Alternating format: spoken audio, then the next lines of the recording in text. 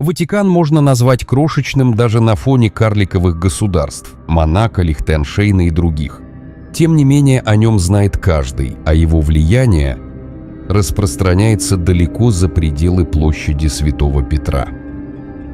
Ватикан расположен в северо-западной части Рима и имеет площадь всего 440 тысяч квадратных метров. Он примерно в 120 раз меньше нью-йоркского Манхэттена, но при этом его значимость трудно переоценить.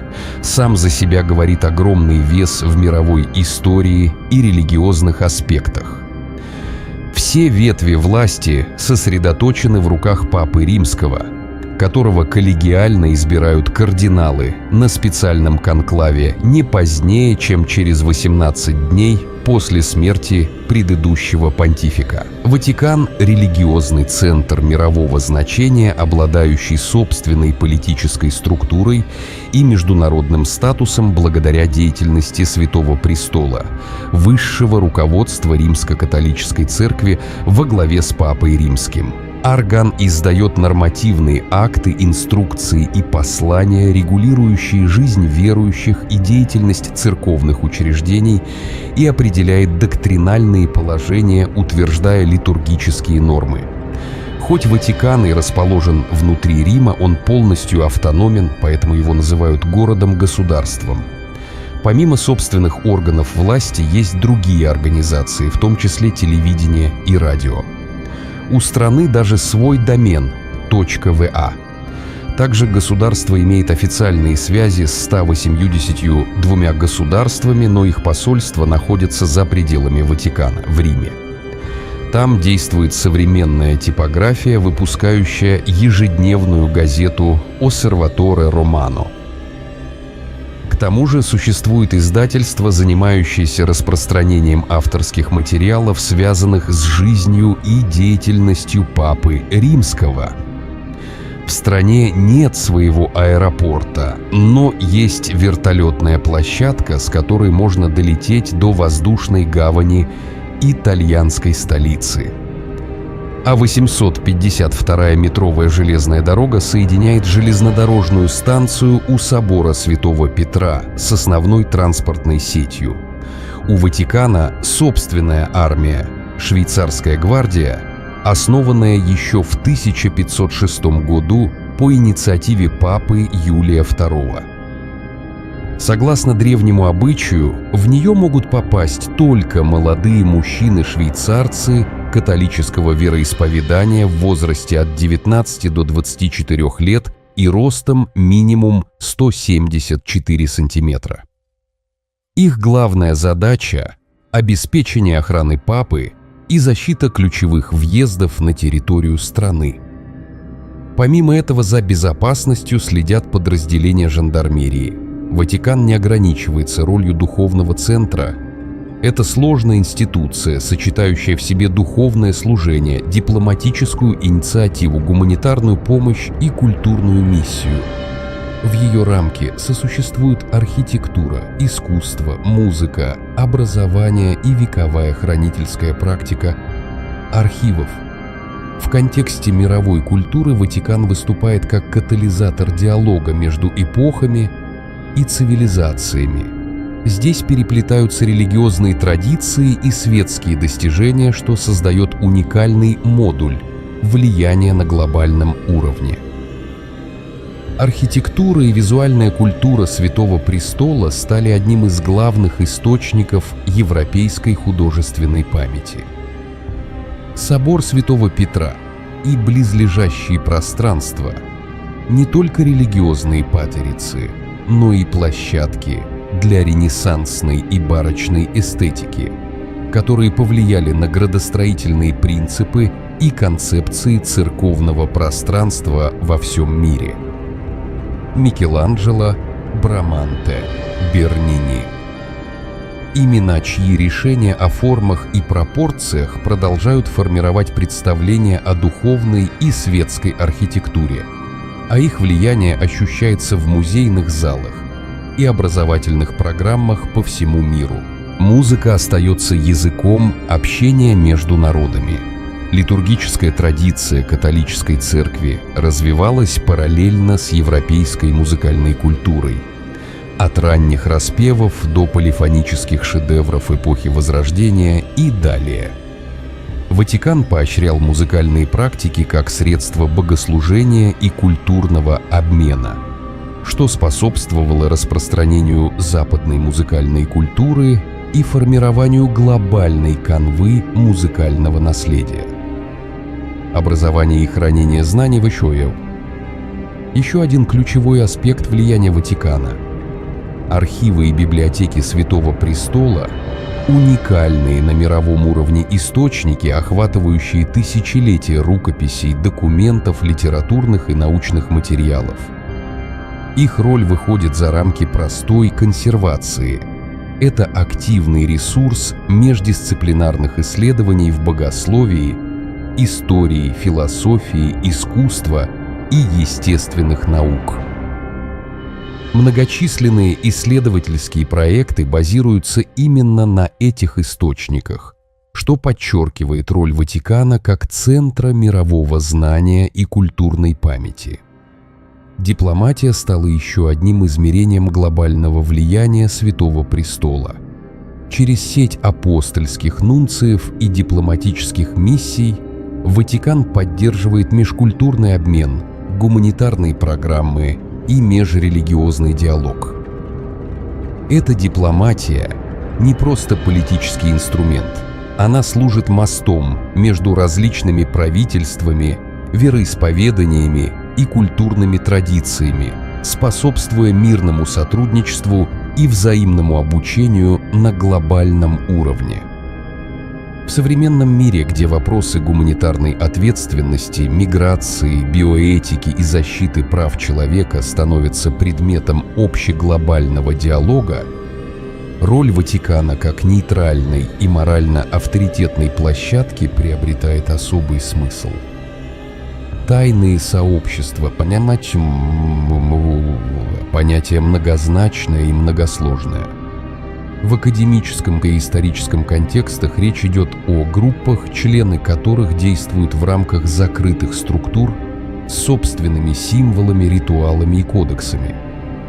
В массовой культуре эти объединения часто выступают как скрытые силы, управляющие политикой, экономикой и наукой.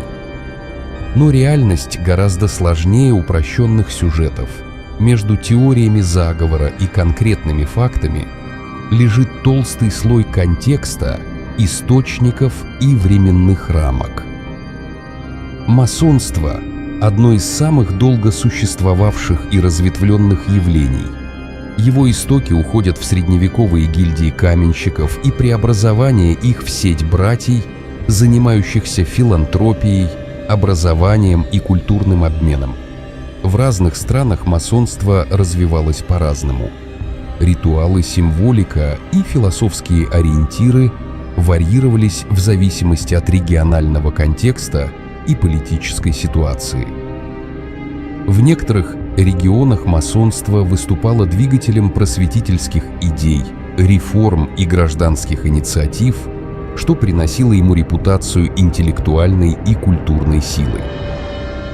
Однако политико-идеологические роли масона в различные эпохи менялись, от поддержки либеральных ценностей до конфликта с государственными и религиозными структурами. Иллюминаты, основанные в Баварии в XVIII веке, стали одним из самых устойчивых образов глобальной мифологии о тайной власти. Это движение, просуществовавшее недолго, стало символом просветительской критики абсолютизма и стремления к разуму. В современной культуре иллюминаты часто выступают как мировой заговор или теневые кураторы событий, но документальные источники подчеркивают: прямых устойчивых связей между нынешними глобальными институтами и историческими иллюминатами нет. Современную фигуру иллюминатов чаще употребляют как культурный образ или метафору, чем как реальную политическую силу. Розенкрейцеры и другие течения – отражение интереса к алхимии, философии, мистике и духовным поиском. Их связь с Ватиканом не являлась системной или институционализированной, а существовала в рамках более широких культурных и интеллектуальных процессов эпохи позднего Средневековья и раннего Нового времени. Эти движения оставили след в культурной памяти, в том числе в художественных и литературных образах, но их прямой и постоянной связи с Святым Престолом не зафиксировано. Католическая церковь исторически выражала настороженность по отношению к тайным обществам и к идеям секуляризма, которые могут подрывать религиозную дисциплину. Современная каноническая практика и богословские тексты подчеркивают несовместимость членов некоторых организаций с католической жизнью, особенно если эти организации претендуют на автономию от церковной власти и духовного служения. Такая позиция не является произвольной, она следует из этико-правовых принципов, которые ставят перед верующим задачу балансировать между верообративной идентичностью и гражданским участием в обществе, а также между религиозной свободой и духовной ответственностью перед общиной. Важно различать двусмысленности и реальные нормы. Архивы и литература показывают, что вопросы прозрачности и доверия в современной церковной жизни остаются предметом внутреннего дискурса и внешних дебатов. Канонические положения не направлены на подавление гражданских свобод или на сдерживание любопытства к истории, но они устанавливают границы участия в организациях, которые могут подорвать духовную и общественную ответственность верующего.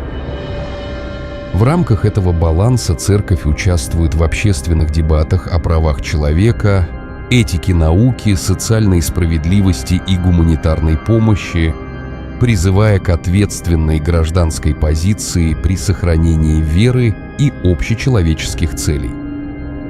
История взаимоотношений Ватикана с масонством – непростой и многослойный рассказ. В период позднего Средневековья и эпохи Просвещения католическая церковь вырабатывала настороженное отношение к секуляризации и к движениям, которые могли подорвать ее влияние на образование и воспитание общественных ценностей. Масонство часто воспринималось как носитель просветительских принципов, что усиливало конфронтацию между церковной властью и масонскими организациями. Однако этот конфликт не означал полного разрыва. В различные эпохи происходили формы сотрудничества в образовании, благотворительности и культуре, а также диалог о роли религии в современном обществе. Юридические канонические законы и учения церкви подчеркивают несовместимость членства в масонских организациях с обязанностями католической общины. Практическое применение этого принципа варьирует в зависимости от региона, конкретной конфессии и личной духовной жизни верующего.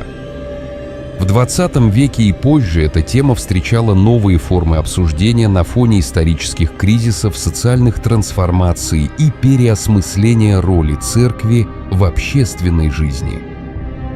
Понятие автономии светской и религиозной сфер поддавало сомнению как за счет политической истории, так и за счет внутренней жизни верующих, но основная позиция церкви остается неизменной. Участие в масонских организациях не соответственно христианскому завету.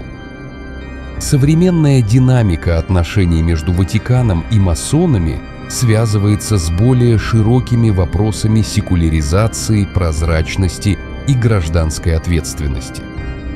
В эпоху глобализации церковь участвует в общественных дебатах о правах человека, этике науки и социально-политических реформах. На этом фоне отношение к масонству остается консервативным в каноническом плане, но формирование диалога и сотрудничества в гуманитарной сфере демонстрирует возможность конструктивного взаимодействия между верой и светским обществом там, где это не противоречит духовной миссии. Иллюминаты стали одним из самых устойчивых мифологических образов современности. Их история реальное просветительское движение XVIII века, которое стремилось к разуму, свободе мысли и ограничению абсолютизма. Однако их влияние на современный мировой порядок чаще всего трактуется через призму художественной фантазии и конспирологических концепций. В реальности иллюминаты распались в конце XVIII века, а современные упоминания об их возвращении чаще выступают как символ глобальной теневой власти, чем как документированная политическая сила. Ватикан и иллюминаты в медиапространстве часто сталкиваются в сюжетах о теневых силах и мировых заговорах. Это оправдывает интерес аудитории к теме, но не дает оснований считать, что существуют реальные и постоянные каналы влияния между Святым Престолом и современными иллюминатами. В научно-документальном контексте задача состоит в развлечении художественных образов и документальных фактов. Фильм или статья, основанные на строгой проверке источников, должны показать, как современные мифы возникают из исторических корней и как они переплетаются с культурной традицией и современным дискурсом о власти и секулярности. Глубокий анализ требует строгого методологического подхода. Архивные материалы Ватикана – это не секретный клад, а источник, требующий контекстуального и критического осмысления. Архивы содержат документы разных эпох, которые позволяют увидеть динамику отношений между церковью, политическими силами и культурой. Однако доступ к архивам ограничен, а многие материалы требуют субстантивного научного контекста и перевода. Поэтому документалисты и исследователи должны подходить к ним ответственно, собирать факты, сопоставлять источники, отмечать границы достоверности и отделять документальные свидетельства от интерпретаций и мифотворчества. Канонические источники и богословские тексты создают основу для понимания позиции церкви по тайным обществам. Эти тексты необходимо сопоставлять с современными исследованиями в области истории, политологии и социологии. Этическая сторона съемочного процесса требует прозрачности, показывать источники, отмечать уровень уверенности и не прибегать к сенсационным интерпретациям без надлежащего обоснования. В эпоху секуляризации и глобализации религиозные институты сталкиваются с новыми вызовами и возможностями. Ватикан остается важным участником гуманитарной политики, образования и межкультурного диалога.